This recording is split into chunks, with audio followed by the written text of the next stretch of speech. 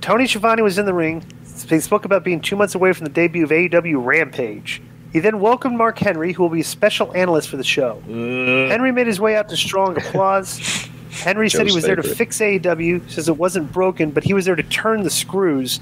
I think he misspoke. I think he was supposed to say tighten the screws, but he said turn the screws. Schiavone asked him if he was going to get back in the ring again. He said right now he's not going to say yes, but then said he had a lot left in the tank. Great.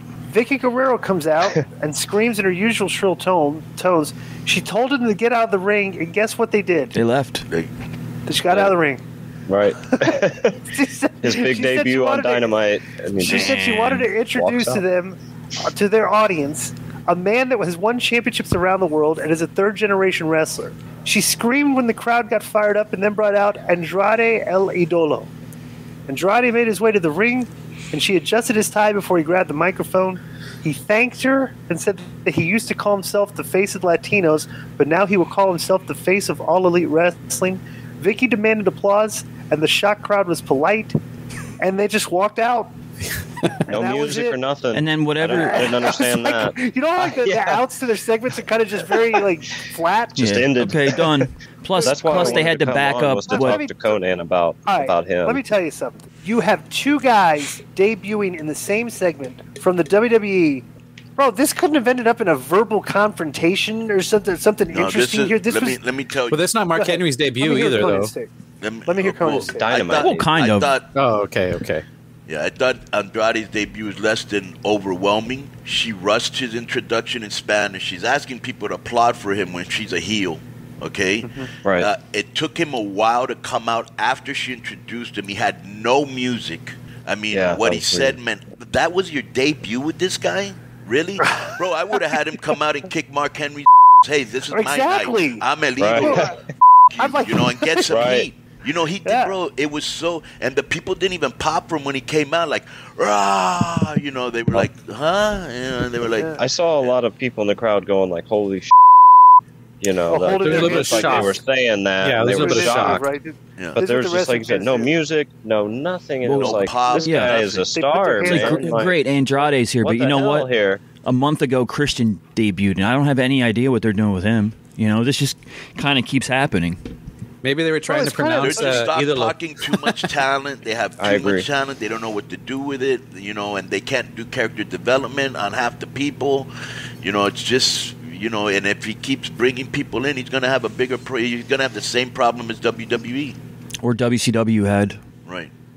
You know, I couldn't understand. I didn't know she announced him in Spanish, Konnan. I just heard her really screechy voice, and I couldn't understand what she said. And she rushed it. Yeah. And she's asking people to applaud him when she's a heel. And then, so he's a heel because you're Nyla Rose's manager, and you're acting like a right? Yeah. And I love Vicky to death. Always will. Right. She's a super lady. Yeah. And but that was less than auspicious. How would you say it?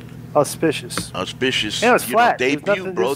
That should have been big, bro. That should have been big. This is Andrade. Yeah. Or he should have interrupted a match or something. Like, I would have put the boots of Mark Henry's fat and just said, hey, you got nothing left in the tank. I do. I do. Whatever he said. You grab the microphone, cut a heel promo, and gab some music and make it a big deal. Yeah. He had no music. I think it was flat too because how about fantasy booking right here? All right, you got the ring is filled with 4 WWE ex-talents. Schiavone. Who on their show right now are they maybe not doing nothing with everything? They could walk out and complain. Why are we bringing in all these WWE? Why are all these WWE guys coming in? Let Frankie do it. Maybe it's like why are we doing it? Why do you guys think you're coming here like that's not a bad idea. You could have done anything. If you don't want these guys against you. That was terrible, bro. And I almost wonder if maybe there was a problem with the music cue because it took them forever to come out. And I'll tell you why. Because you remember when Darby Allin was going to talk and they went to a commercial, which is probably best for all involved. But remember when he was going to talk and they went to a commercial? And Jim Ross tries to cover it by going, Darby Allin speechless. Nah, to go to commercial. Yeah. That's why I wanted to come on here, though, was to ask about Andrade showing up on Dynamite because he's representing AAA, correct, against Omega. I thought he was going to be in AAA, so I was pretty surprised to see him. Did you have any you should have seen how we introduced him in AAA. It was incredible. He had this video where it was incredible. That's what it should have been, man. Like the end of a match, and then whoever he's going to fight right off the bat in AEW, have a video start playing. Everyone's wondering, who the hell is this video. I'm going to send it to you, Joe. So you can put it on the Patreon. The thing is, it's in Spanish, but they put subtitles. And I'd he's love to just see it. sitting there, and he's talking about, hey, when I got into wrestling, I was a youngest world champion at 17 years old. I was in main eventing when I was 20 years old. I'm used to being a superstar, blah, blah, blah, blah, blah. Why is a Canadian holding a Mexican title? Bro, it was nice, incredible. He came off like a rock star. You know, so he could do something like Jericho did in New Japan, you know, when it's coming out and he, you know, is fighting Tanahashi and a video plays, or Kenny Omega and the video plays, and then you're wondering who it is, and then bam. So he's Andrade in AAA. I just I was wondering if. Yeah, he's Andrade. Yeah, what are they calling him in AEW? So he's just gonna wrestle for both. Idolo, right? Idolo, yeah, but he's not seeing Almas anymore or anything like that. No, that's just okay. I was just curious. Agree. So next is Cody Rhodes and Lee Johnson against QT Marshall and Anthony Gogo. Cody's a vet. The guys he's in the ring with are kind of like Indy Green. There's a lot of in this match of guys like in position and they're looking back over their shoulder, peeking to see if the guy's coming yet and stuff. I just noticed these things, especially here are three other guys that should be on Dark. A Go-Go, this shoddy guy. They should not be on Dynamite. You know, they're the work is not solid enough, you know. Agree. So there's 9 minutes. Otis threw a better punch than he did. And so nobody's into this feud. They like Rhodes, but they don't like anybody else. Right. So QT landed a diamond cutter on Cody, and Lee Johnson was late for the breakup. So you can see the thing like he hit the diamond cutter, and QT was like looking around for like where's the guy? Right. You know, it's just I'm just telling you. Real quick, let me ask you guys, because I mean some of you guys might know this, but I bet Disco and Konnan don't. Did you know that the reason QT uses the diamond cutter is because DDP gifted it to him and taught him how to do it? How would we? Because it was on. That's what. Well, it was on. It wasn't on Dynamite. It was on. It was on Being the Elite. So you wouldn't know. So now he's on TV using the diamond cutter, and you know maybe they should be like, "Hey, Diamond Dallas Page taught him how to hook that," and 1000%. That's another thing we've brought up. Why aren't commentators filling in the blanks for people that don't watch BTE or whatever it's called?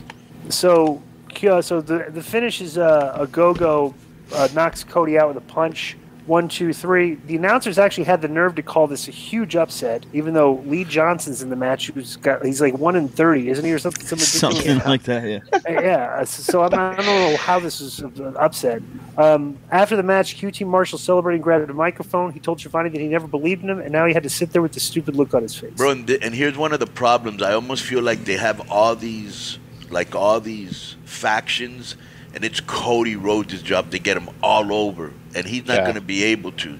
He ain't going to be able to get over this shoddy Lee, and he wants to get over Red Velvet, and he wants to get over, I don't know who the else is in the Nightmare family. Now he's got to try to get over the QT's gang, huh? No, I said they were using this tag match for practice. This is what it looked like. It looked like practice.